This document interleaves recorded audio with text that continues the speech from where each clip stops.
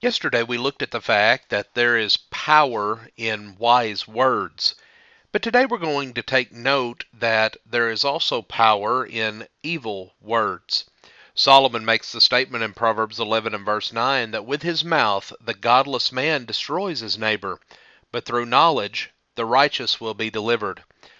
We might expect that the godless man, by his evil words, would be able to annoy, anger, or inconvenience his neighbor. But Solomon says that the evil words of the godless man are able to destroy his neighbor. We see this through lies, through deception, slander, through wicked counsel, false testimony. All of these are things that are able to ruin the life and even jeopardize the soul of another. Solomon says that a worthless man digs up evil, while his words are like scorching fire. A perverse man spreads strife, and a slanderer separates intimate friends. Proverbs 16, verses 27 and 28. Solomon here uses the illustration of fire to describe just how destructive the words of the evil man are. James used this same analogy when he discussed the power of the tongue when he says, "So also the tongue is a small part of the body, and yet it boasts of great things. See how great a forest is set aflame by such a small fire, and the tongue is a fire, the very world of iniquity. The tongue is set among our members, so that which defiles the entire body, and sets on fire the course of our life, and is set on fire by hell." James 3, verses 5 and 6. The strife that is caused by the scorching fire that can come forth from the mouth of the worthless and perverse man is able to divide even the closest of friends.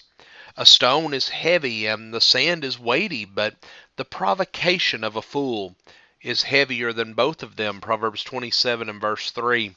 And Solomon again here uses an analogy which can be easily understood. The weight of the stone or the weight of the sand is able to be an oppressible burden. But if it is great enough, one can even be crushed by it. But notice that he says that the provocation of a fool is more burdensome and damaging than the weight of the sand or the stone. The fool's provocation or wrath could be applied very broadly in this sense, but in the context, Solomon is describing the damaging words of the fool.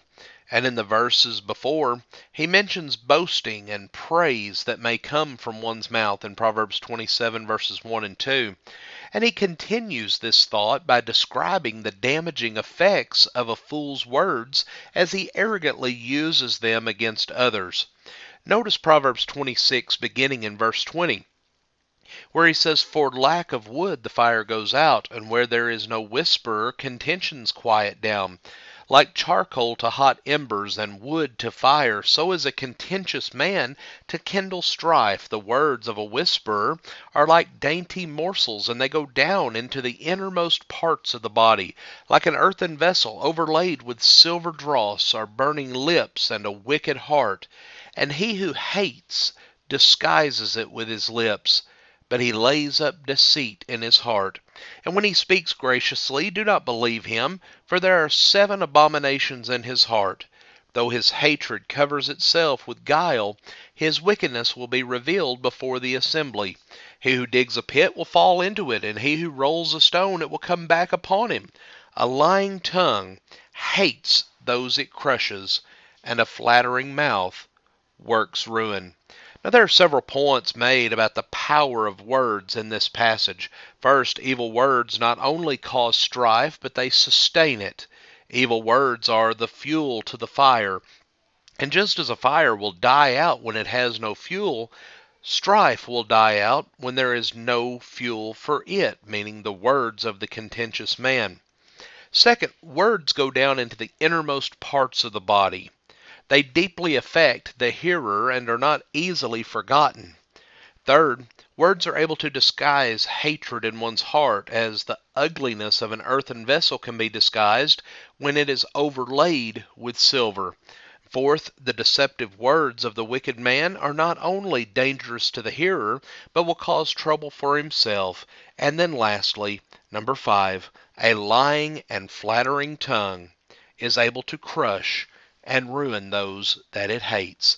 So yes, friends, there is power as well in evil words. Friends, we thank you for joining us for our program today, and have a blessed day.